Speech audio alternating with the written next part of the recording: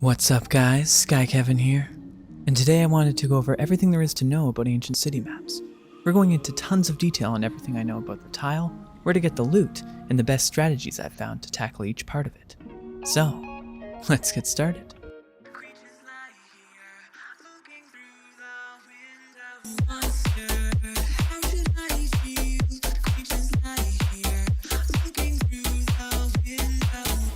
You really have two main goals with the ancient city, to get relics and forebear coins. There are a few items like the winged helmet that drop randomly from Rupu, but nothing that you would want to purposefully aim for. There is only one type of forebear coin, which is a physical currency that sits in your inventory, and there are three different types of relics: Dawn, Dusk, and Relic of the Stars. You collect the relics for experience in your Relic Hunter rank, and the coins are used to purchase schematics off the vendor. This is all done at the trade station on any PvE tiles. If you have extra relics, you can also find illegal traders similar to the wandering merchants where you would trade them for currency instead. You can trade forebear coins for experience as well, but I strongly suggest that you save them as the exchange rate is not really worth it at all. The trading system itself is pretty straightforward. You need 90,250 reputation for max level, which is 20, and it gives you all of the different perks. I believe you start unlocking legendary schematics at rank 18, which is considerably less, around 40 to 50,000 experience. You also have a few perks that will cycle through being upgraded, starting with the max schematic tier. This will let you find schematics that are higher tech levels, so you can imagine a tier 1 schematic being something like Rupu armor, and going all the way to tier 6 where you can get carapace or lightwood armor schematics. The rarity is pretty straightforward as just being the possible quality that appears, and it will still show all of the different rarities at random. The number of schematics offered is self-explanatory, and finally the shop itself has a base restock timer of 3 hours, which is reduced to 1 hour when you have the max rank 120-minute restock perk. Keep in mind that every shop is character specific, so no two characters will have the same shop, and if you travel to different trade stations, it will still have the same selection of schematics. Further, you can only buy one of that schematic when it appears in the rotation, before it will be out of stock until a new restock comes with a new subsequent selection. In terms of the pricing of schematics, they vary in cost greatly depending on the type of schematic as well as the quality. For instance, a white triple stitch armor schematic can go for as much as 5,000 forebear coins, while white medium walker legs goes for a more reasonable 1,000 coins.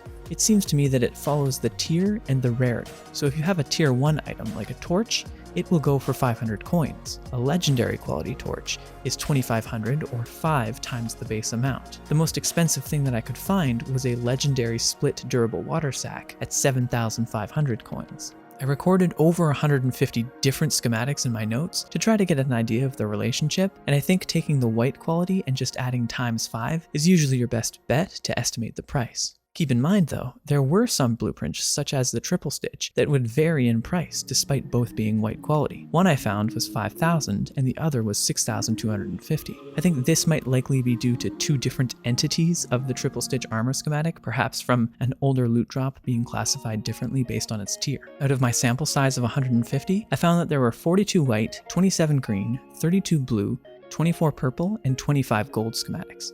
I would say it's likely that white is relatively more common, which is to be expected, but from there, chances are you have a pretty equal amount of all the other rarities. It was interesting though that blue quality came out on top, as anecdotally I found that it seems to be the most common thing that I come across on the quality tiles as well. But perhaps this is due to the small sample size I'm using here and my own conjecture. So on to the ancient city tile. A lot of you will remember the map, as there hasn't been much for geographical changes, other than at the very center where a large inaccessible dome to walkers has been added. Otherwise, there are a bunch of large walls with flame turrets that have been placed on most of the pathways heading towards the center, along with some other random flame turrets placed on stone pillars that get more numerous as you get closer. Seeing as nothing respawns here, you want to dash to the center first. You usually just drive up the cliff sides and completely circumvent any of the walls blocking you, as it's much faster than trying to clear them traditionally. If you really have to though, they can be shot down moderately fast by spinners using darts, as the walls don't currently have an armor rating associated with them. This might change though in future updates. Still, you want to get to the center as soon as possible, and pretty much ignore everything around you, including any gas or flame turrets. Once you reach the center, there are a few spots around the structure that you can park your walker out of the line of sight of the turrets. The very northmost tip is a good option. Of course, if there are other players on the map, just keep in mind your walker is still exposed to them, so if that's the case, you might actually want want to leave it down near the gas as a possible strategy to defend it while you're on the inside. Once you head inside, immediately go to the pyramid-looking structure. Here you'll find a couple of Rupu and 4 Relic of Dawns, as well as a lootable coffin.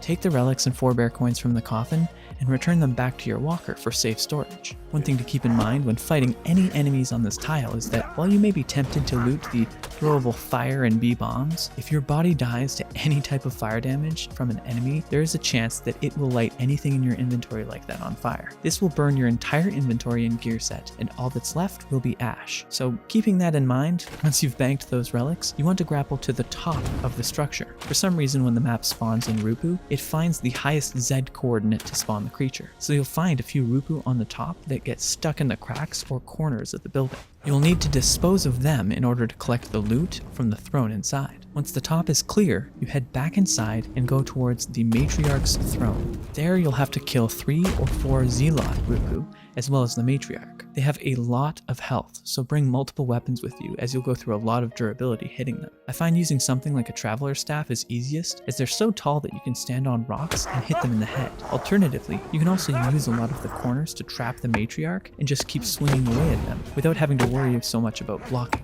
At this point, you can't die or go back to your walker. Otherwise, the camp will despawn if you move too far away. Once you've killed everything, you'll see the chest on top of the throne becomes lootable. There aren't any special schematics here, but what you really want is the Relic of the Stars. There's only 1 per event tile, and it will trade in for 2,500 experience at the PvE traders. In order to loot the relic, you have to use a specific type of firebomb dropped by the Matriarch called Holy Fire. It looks the exact same as regular firebombs, and you only need 1 each time you loot it. I suggest always having a couple in your walker when you come to the tile, and make sure that before you head into the center area to kill the Matriarch, you bring one with you. Otherwise, you risk despawning the camp if you need to head back and grab it from your walker. Now that you've finished the center, it's time to make a quick getaway. But first, you might consider looking around on the ground in the center plateau. While there are a lot of turrets surrounding the top, there are also Relic of Dawn and Relic of Dusk lootables randomly distributed on the ground. The only marker will be a small black totem sticking up out of the ground. They are intentionally placed there, but will only sometimes spawn, so you'll look around in the usual places that you're used to, and if they're not there, just move on. This is difficult to do as a solo when there's gas bombs around, so I suggest doing this with a partner who you can drop off while they loot and circle back to pick them up later. Once you've checked the center, I like to move towards the outskirts water areas. But first, if you look to the bridges that extend outward from the center, there are a few that sit on an L shape. I like to head to one of those on either the north or south side, because each of them you'll find a windmill with usually only 1 turret watching it. It's often easy to take out, and then you just have to deal with the group of Rupu surrounding it. While fighting the Rupu there, you'll want to look for a Rupu Prophet. These ones are larger and look like white-haired shamans. They'll drop an item called an Ancient Repair Hammer, and this is what you use to repair the windmills. And after about 5 hits, they will automatically unscrew until the rubble comes up to the top. From there, you can loot some schematics, as well as some 4-bear coins. Also, the Ancient Repair Hammers work extremely well for repairing your ship and have tons of durability, so I suggest always loot and keep them on hand, because you can still use them pretty much anytime you need.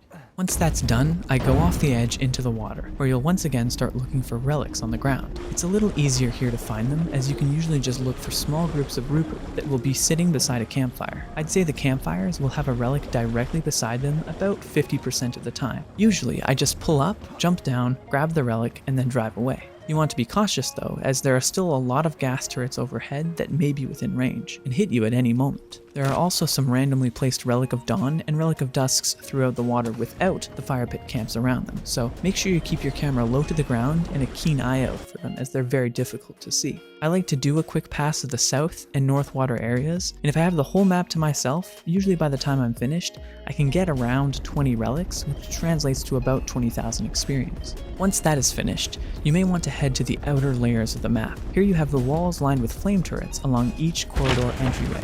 These walls are usually the best way to farm 4-bear coins, and they're not as difficult as they seem. Firstly, you'll want to drive a walker right up beside them, and as you get closer, most of the flame turrets should just kill themselves once they shoot a volley at the platform that they're on. Keep in mind that this might be fixed, and it's only the case as of making this video. Once they are taken out, you have to kill all the Rupu on the ground. But it's wise to first check on 2 things. There should be a platform which a chest is located on in front of the wall. If you can't see the chest, It's probably either destroyed or meshed into the ground, and there's no point in doing that wall in the first place. Secondly, if there's a bridge above that wall, chances are most of the Rupu will have spawned on top of the bridge. Generally, it's a good idea then to go up to the top and kill the Rupu before heading back down for the final cleanup, just to make sure you don't miss any. If you do miss one, the chest will not be lootable. You can also lure a lot of them off the side of the top bridge, and they will certainly fall and take a lot of damage when they hit the ground. Additionally, some of these Rupu will sometimes drop around 20 4-bear coins, so make sure you check them when they're defeated. After everything is clear, the chest will usually drop between 150 to 250 4-bear coins, and it's a pretty straightforward farming process. As an alternative to this strategy, you can just kill the walls with spinners, seeing as they don't have any armor rating. The turrets on top are medium armor, so it's never worth it to hit them directly. If you just delete the walls with spinners, you can clean up the Rupu below with melee. Just make sure you don't shoot the platform the chest is on below, or you won't get any loot at all. Lastly, there are excavation sites located on the far outskirts areas. These can be found sometimes in the mountains or down below in the gullies, but I'd say they spawn much too rarely and only sometimes drop a single relic of dawn. They're a big rock structure, so they blend in quite well to their surroundings. Usually for me, the golden rule for ancient cities is look for Rupu, and if there are any nearby, chances a relic may not be too distant either. Like I mentioned before, with a single run, I can usually bring back about 20 relics along with 500 to 1,000 4-bear coins. Obviously, you want to race to the center of the tile first, and after that just focus on casually farming the coins. The tile stays open for about 2.5 hours and can spawn as both PvP and PvE. I know it's nothing flashy, and I commented on the shortcomings of this map in my last video. If you're watching this in the future, there may be a lot of balance updates to change these strategies that I'm using. Keep in mind though, the biggest takeaway you should have about these tiles is that it's a great feature for those future updates. Just because you have everything unlocked and legendary now, you may still want to stock up on coins, especially if you want a specific new schematic that's very difficult to unlock down the road. If you have any questions I didn't answer about the ancient city, let me know in the comments below. I always respond to all of them. That's it for today. Thanks for watching, and I'll see you next time.